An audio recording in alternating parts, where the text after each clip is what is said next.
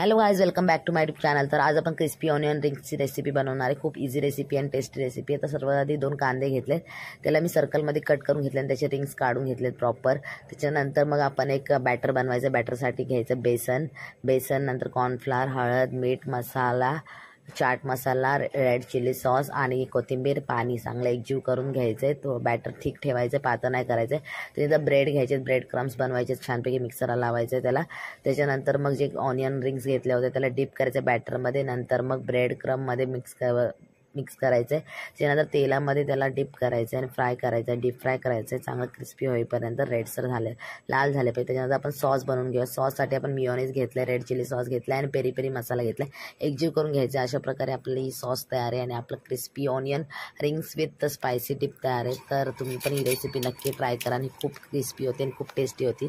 तर व्हिडिओ आवडला असेल तर लाईक करा, शेअर करा, सबस्क्राईब करा। बाय।